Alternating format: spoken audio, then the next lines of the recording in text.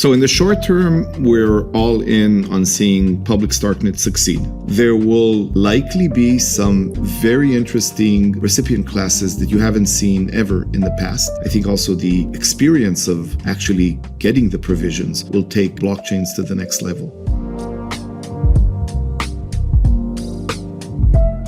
Cool. Everyone, please welcome Eli, the CEO of StarkWare, on the Block Research Podcast.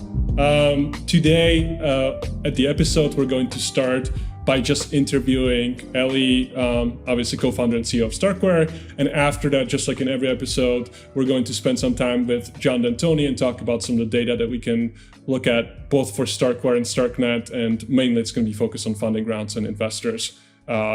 So maybe to kick things off, Eli, you've been an absolute veteran of ZK knowledge proofs. Can you maybe talk a little bit about the early days of researching and then how that eventually transitioned into finding potential use cases for the research that you've done? Yeah, so first, thanks for having me on this terrific show. I do remember the early days of zero knowledge stuff on blockchain.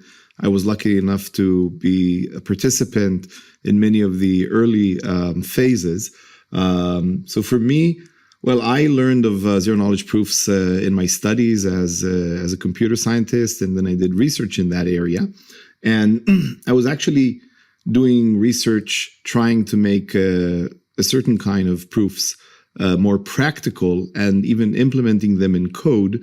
And through that, I became aware of Bitcoin. That was in 2013, slightly more than 10 years ago. And I gave a talk at the Bitcoin conference in San Jose in 2013. And there, it dawned on me that ZK proofs can solve two very important problems for blockchains, which are both the scalability problem and the privacy problem. So through that, I became involved in Zcash.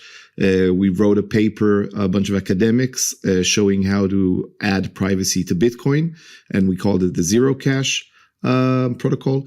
This was then implemented into the Zcash cryptocurrency, of which I was one of the founding scientists.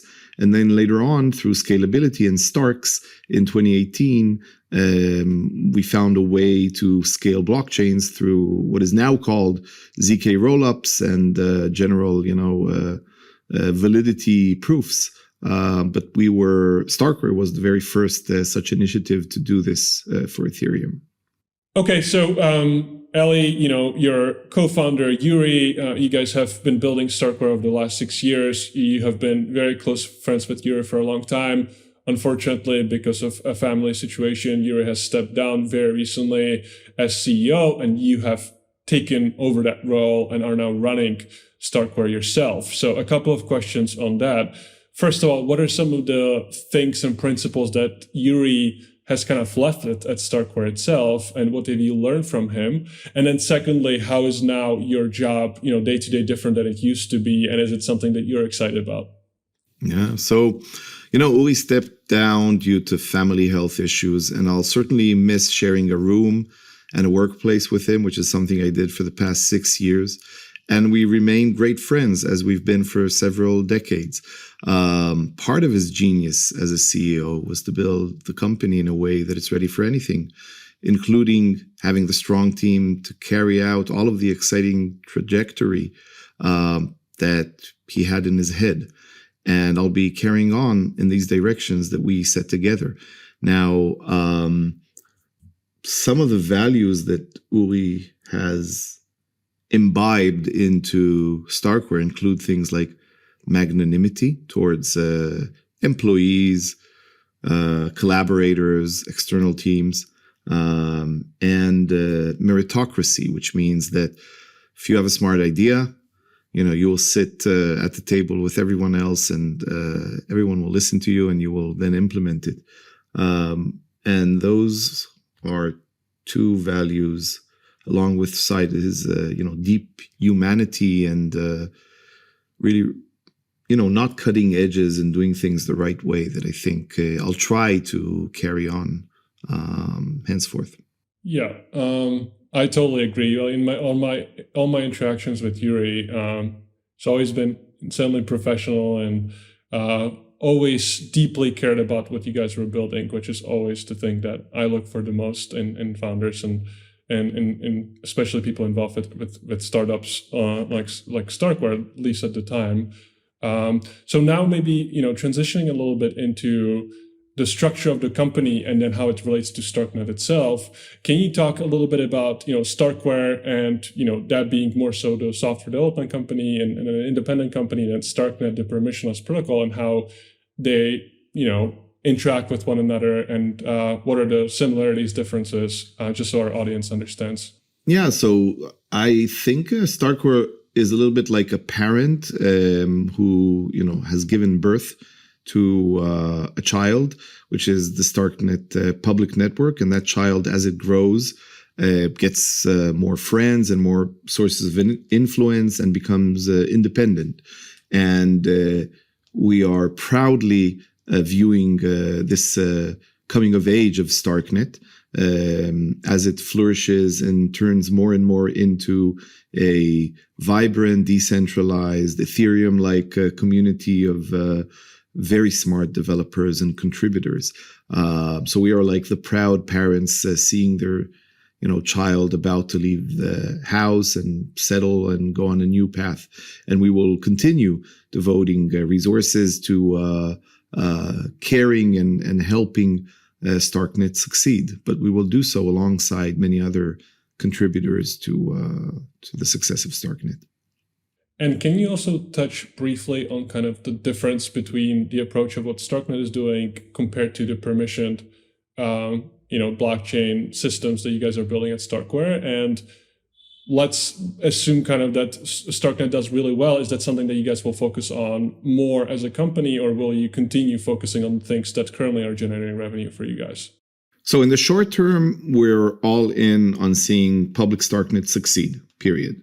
And to the extent we're doing other things, it is either remnants of previous products or things that we think will help public Starknet succeed. Now, down the line, in a year or two, it is absolutely crucial to the success of public Starknet and also to the success and sustainability of the company StarkWare that StarkWare has sources of revenue and projects that are not just operating or being one of the operators of public Starknet. It is absolutely strategically important for both parties. If we go along with the image of a child and parents, right? If the parent cannot leave the child and must sort of be a helicopter parent when the child is already 20 or 30 years old, that's not good for the parent and it's not good for the child. So we, not immediately, but down the line, we will be pursuing other means of income and revenue for StarkWare, both because we think it's good for StarkWare, but actually it's also very good for Starknet's independence and decentralization.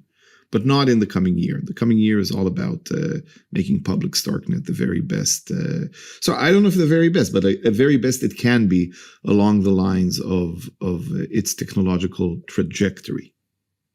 And based on, Starknet has been kind of live for some time now. Can you talk about some of the accomplishments, some of the things that you're proud of that Starknet has already accomplished prior to, the decentralization, token launch, and all the other aspects that are coming soon? Yeah, so the thing I am most proud of, the first thing I'm most proud of is all of the amazing dApps and infrastructure being built on top of Starknet. So, Ekubo, the wallets, Bravos and Argent that have a Web 2 kind of interface, even though they have the security of Web 3. And all of this thanks to account abstraction, things like session keys from Cartridge and a much more seamless and pleasant, secure interaction for on-chain gaming, influence and stuff like that. So a lot of the really innovative new wave of applications that are being built.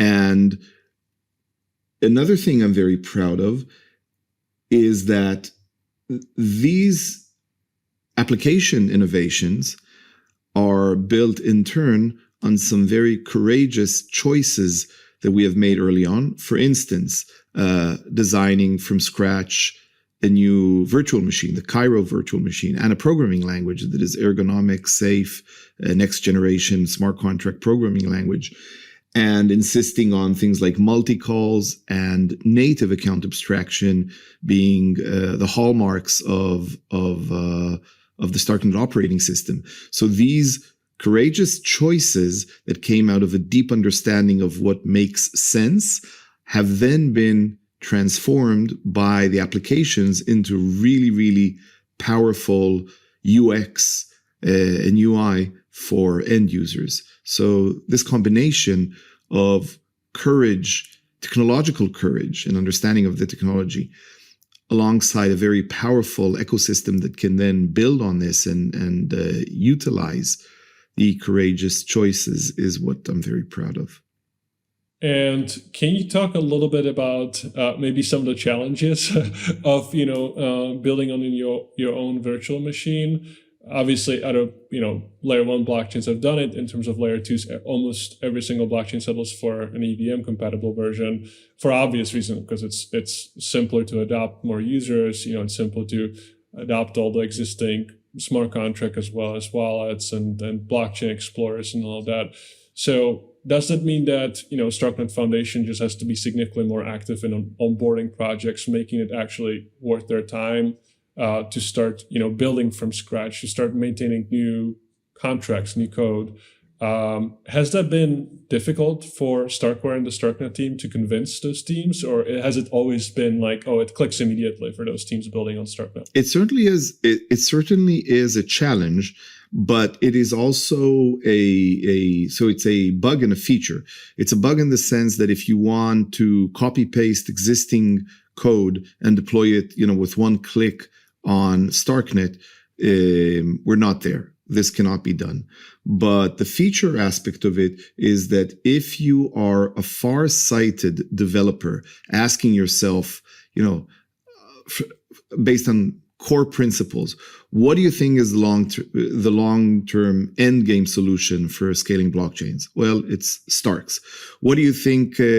Should you use a virtual machine that is first generation or the next generation one, and one that is built to be the most scalable and speedy for this new endgame technology? Well, if you see those two things and connect the dots and ask, do I want to build on a technology supported by the strongest, most capable team, or one of the strongest, most capable? Our competitors and our friends and collaborators alike all talk about StarkWare as, the gigabrains of this space, the innovators, the source of many of the inventions, Stark, Fry, Cairo, Validium, Adamantium, Volition, layer 3s, fractal scaling, all of these things that now are adopted everywhere. Many of them were innovated by StarkWare. So a developer that says, I'm willing to play for the end game, and I want to be there for the technology that really scales to mass global use, and I want the very best long-term solution, I think those are the ones attracted. And there are fewer of those, but we're very proud to have the very best among them. And if we look at Starknet 5 years from now, what are some of the key metrics and goals that you would like Starknet to see in order to be able to reach that mass adoption and be able to scale blockchains in general? What are some important metrics and milestones you'll be looking at to say, okay, well, we've done really well. Now it's clear that this is what we tried to accomplish? I would focus on two. One is to have end users experience UX that is best in class. So account abstraction and multi-calls already give you that, but there's a long way to go. So basically, you want all of the security and broadness or decentralization of Web3 with all of the convenience of Web2. That would be one metric. So you want UX, you want people to not even notice that they are, as they're using their smartphones to buy or interact. They won't even notice or know that it is done in a self-custodial manner on a blockchain.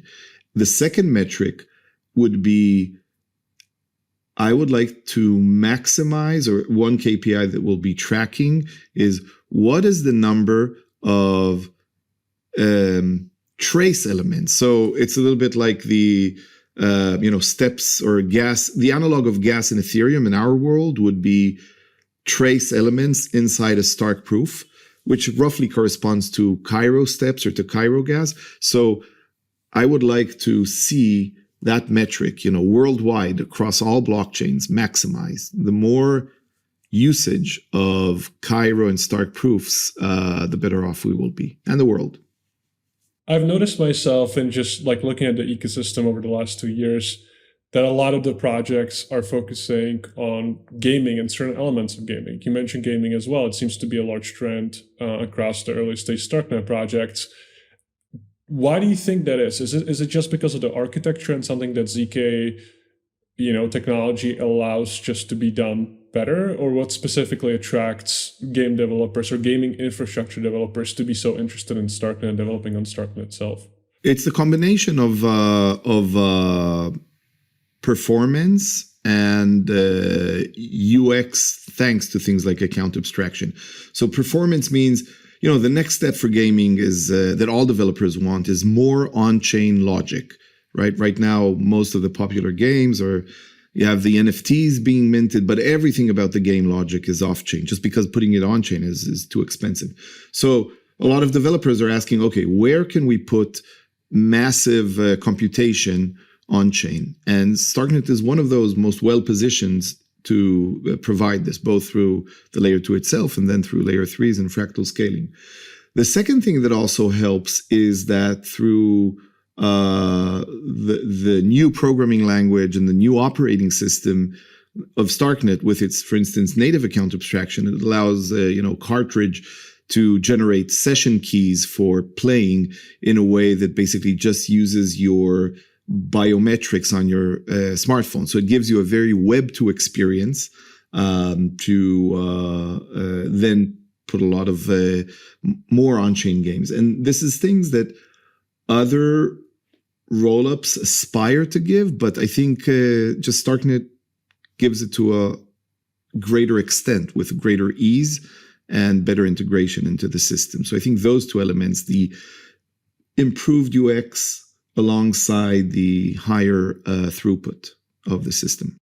And when looking at other rollup solutions, whether that be ZK rollups or optimistic rollups, when looking at them, are you thinking of them as competition or something that's kind of, almost like just living together, coexisting in the future, and there doesn't have to be just one winner? Because it sounds like from what you guys are trying to accomplish, it will attract, if successful, a lot of the usage that currently happens on other blockchains, and it likely would end up eating some of the activity of some of its competitors. How are you looking at it? Are you measuring yourself compared to other competitors, or are you purely thinking, well, we just need to do well, and then the entire ecosystem will do well as well? Well, less as competitors, because the real game or the real challenge is mass adoption. Is that time when, let's say, 10% of the population uses something related to a blockchain at least once per month. And we're very far from that. So as we reach that stage, or as we come closer to it, you would want many differing technologies to experiment and offer many different experiences to users to onboard them. So even though there is some element of competition, right? I mean, you would always want to be the largest or best in class in whatever you're doing. But we are perfectly aware of, as this sector grows, there'll be a number of competing solutions that each will have pretty good market share. And that's perfectly fine. So, that will probably be the end state where there are different solutions. You can move, think about smartphones today, right? There's Android, there's Apple, and there's a whole bunch of companies, and yes, they compete with one another, but they understand that the space is large enough that they all flourish, and that will be the end state, I think. One thing I want to ask about, and you've brought this up a few times yourself, but also the Starknet community has mentioned this time and time again over the last 2 months, is what they're calling Ethereum Alignment, and how much Starknet is Ethereum aligned and not aligned. And Starknet also seems to be, or at least the Starknet community, very open to eventually scaling Bitcoin, for example, or being a layer on top of Bitcoin itself. It seems to be the most compatible layer with Bitcoin itself. Can you talk about what Ethereum alignment means for you and how the StarkWare as well as the Starknet teams are looking at it?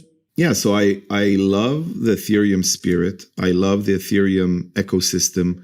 I love the Ethereum leaders, Vitalik, Justin, Tim Bako, others there. Like, I just love a lot about their conduct and their ethics and ideology. So with that, we're perfectly aligned. I think sometimes people mistakenly think that if we innovated a new infrastructure like the Cairo virtual machine and Cairo, which I think is the next generation programming language, it somehow is misconstrued as if we're not aligned with Ethereum. But I don't view it that way. Or, others, we're supportive of all blockchains. So the fact that, Bitcoin is the original first blockchain and, the innovation that started everything else, and that I would love to see Starks on Bitcoin, doesn't mean that I or we are not aligned with Ethereum. We're building on Ethereum. We're aligned with it. And I would say this, it's possible to be aligned with several different communities. I align myself with a lot of positive stuff in the world. So I don't see any contradiction between being Ethereum aligned and also being Bitcoin aligned and aligned with a whole bunch of other L2s that, as I said, I don't view as competitors. I view, a lot of them are using the technologies that we invented. And I view them as, a little bit like something between children and siblings. And yeah, so I'm aligned with all of them. Obviously, Starknet currently is not technologically able to exist on Bitcoin yet. That could change at some point in the future. But let's assume it could exist on top of Bitcoin and also existed on top of Ethereum. Which version yourself would you be more aligned with? And what are some of the advantages of each implementation if they could both exist? So this is a variant of the very famous, who do you love more, mommy or daddy? And I don't know which is which. And it's a tough question to answer because I love both mommy and daddy, or in this case, I love Bitcoin for being the very first blockchain, period. And I love Ethereum for being the very first Turing complete blockchain. And both of them are very decentralized and very ideologically, I align with both of them. So now on the practical question of suppose we could deploy Starknet tomorrow on both Bitcoin and Ethereum, well, my inclination would be, there's a research question here, which I don't know to solve, but I would try to solve the research question of how do you become a layer 2 on both things, if possible, and be maybe even some bridge that is used by both of them. I'm not sure if it's possible. So I really hope I will never be forced to ask, do I go with mommy or with daddy? I want them to stay together. I want to be with both of them. That makes sense. So, it's no secret that the underlying token of Starknet itself will be launching at some point in the next month or so. There has been a lot of documents that both StarkWare as well as the Starknet Foundation published around the token design, just the future kind of outlook for how the token should kind of exist in the ecosystem itself. Can you maybe high level summarize what you think is the role of the token itself and why it's actually important to exist for Starknet to accomplish its kind of end state? So first of all, I want to say I'm not commenting on when exactly it's coming out, and we never said that it's coming out in the next month or so. It's just a guess. Yeah, okay, your guess, and I'm not commenting on it. Just like we thought about a lot of stuff from first principles, and we try to do what we believe is the very best thing and the thing that is right for scaling. We take a similar approach to tokenomics, and we already articulated some of it in the blog post or the series of blog posts that basically spoke about the Starknet token and the foundation. And there were some things that were innovative there. For instance, the insistence that the Starknet token will be used for paying for fees on the layer 2, which was explained as it has ties to Devonomics and for giving power to developers. And when we think about things like the provisioning of users, we're also taking a first principles approach to it and doing what we think will be best for broadness, for decentralization of the user base. So there will likely be some very interesting novel recipient classes that you haven't seen ever in the past. And there will also be a lot of stuff that is at a very, very large scale that is unprecedented previously, which is possible thanks to the scale and throughput of Starknet. And the last thing is that also on UX and UI, thanks to account abstraction and the amazing work by wallets, I think also the experience of actually getting the provisions will take blockchains to the next level. So Eli, it's almost become an expectation for some users to, for there to be a token if they're using an underlying protocol that does not have a token yet. And it's almost become this like toxic expectation of being rewarded for just creating activity that might not even be, useful for the underlying protocol itself. And that's now leading some protocols to, for example, do points and different strategies to not necessarily reward users directly based on just kind of the farming and the activity before. How have you guys thought about this prior to actually thinking through kind of token design distribution? And how do you think about, which segments of users to actually reward and how much? Because that to me seems like one of the biggest unsolved and the hardest questions when it comes to actually launching projects. Yeah, well, when details will emerge, then you and others can see and opine or judge on whether it was a good job or not. But some of the things, so the way we think about provisioning is that it is both rewarding users who helped battle test the technology for the work they have done. And in the context of Starknet, the technology goes a very long way back. And it's the Stark technology also used by StarkX users.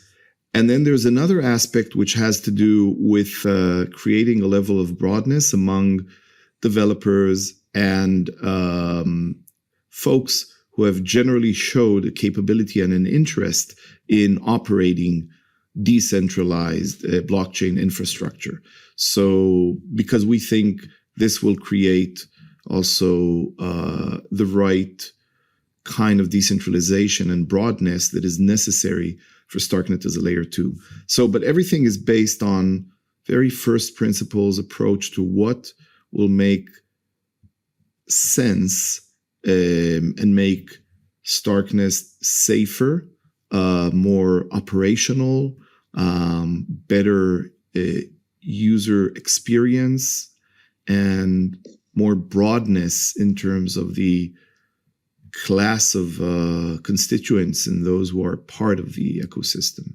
You mentioned decentralization a few times, and it's kind of a hard topic to talk about because everyone thinks decentralization means different things. You initially also mentioned that a company has to survive without each person. So if someone gets hit by a bus, it still survives. Are you thinking about decentralization in a similar way? That if a certain number of nodes gets attacked, the blockchain has to survive? Or how do you think about decentralization, and what does Starknet has to accomplish for you to consider it highly decentralized or one of the most decentralized? Yeah, so first of all, I personally prefer the term broadness to decentralization because it's a positive term, but so I'll use the term broadness. So when I think about what does broadness truly mean? So, I heard this very interesting podcast about the economy in Argentina. And it was, the way they described it is that the citizens of Argentina have a very deep mistrust of their banking system. And they know from past experience that at any given point in time, just bank accounts can be frozen and all kinds of arbitrary exchange rates and taxes can be levied on them. So what does broadness mean? Broadness means that, people of Argentina, people in other areas that are worried about what the state might do with their funds would feel very comfortable and very assured that such things cannot happen on Starknet. So it means a certain level of broadness, that I just know based on how things are distributed and who has a stake in what they stand for, that this will not happen on Starknet. So ideally, and this is sort of a core value or, some ideal that you try or aspire to reach, but you never quite attain it. You would like the set of operators, the set of stakeholders, those who you entrust with operating the system to be operating with extreme integrity, but also to be very diverse so that, they won't collude against you. That to me is solving the problem of broadness. Cool.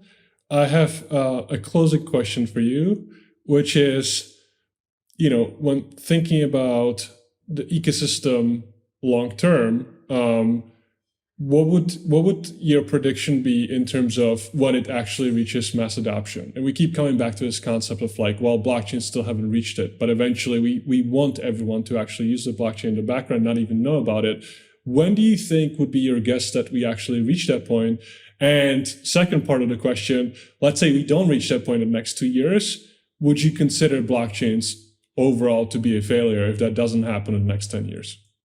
Yeah, it was funny. I was having this discussion with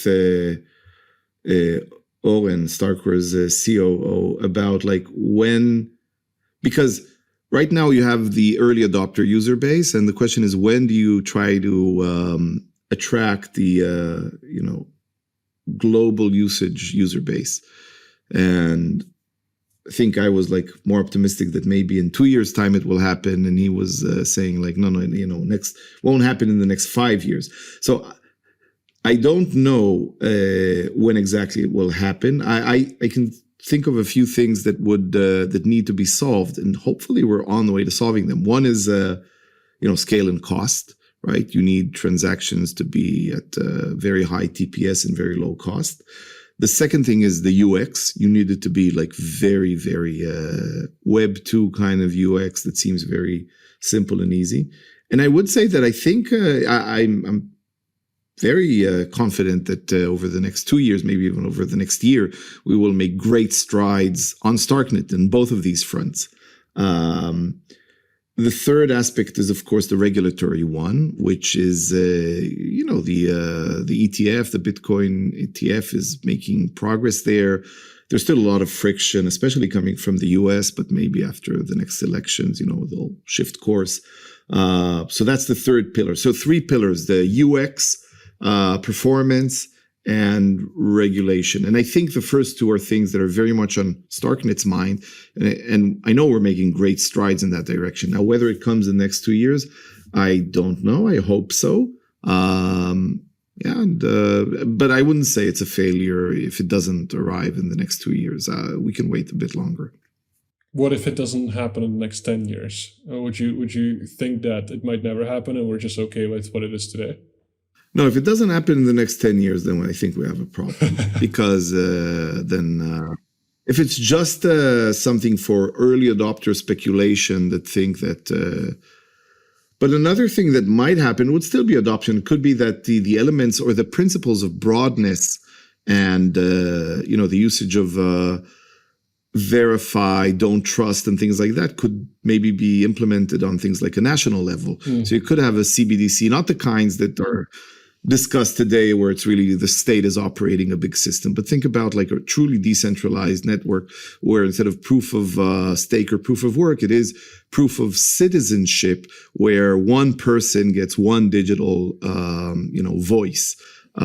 Maybe that will be the end game, and that's also perfectly fine. So you'll have like national or regional cryptocurrencies that are, in terms of their monetary policy, they're based on national currencies, but in terms of the way they're operated and seigneurage and who gets to mint new tokens, it will be the general public and not the banks. And so let's assume that Starknet does solve the costs and the speed of the blockchain. Do you have any guesses on which application would actually take things mainstream, or no idea so far, just waiting? I'm very sure that if I try to guess, I'll get it wrong, right? It's like, and the reason I say it is looking backwards in the past, like the things that suddenly went ballistic on all kinds of other chains, I was always like, dumbstruck and amazed by them and like didn't understand what's going on. So I think I'm very sure that whatever I try to predict, I'll do a very poor job at it. But what would you predict? What will be the killer app?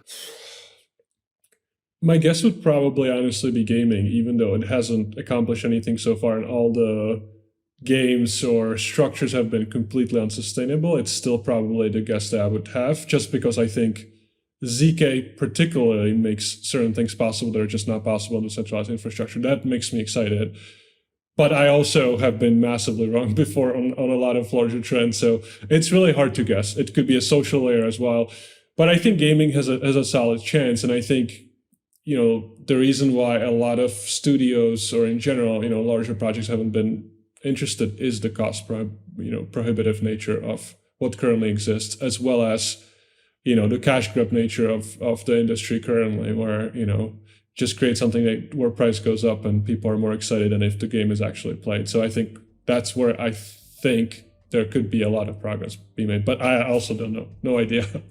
But Eli, it's been a great pleasure having you on today. Thank you very much for the insights, and good luck on the launch of the token at some point, maybe not in the next month, we'll see. But thanks a lot for the interview. Thank you, Larry, and thanks to all the listeners. It's been a pleasure.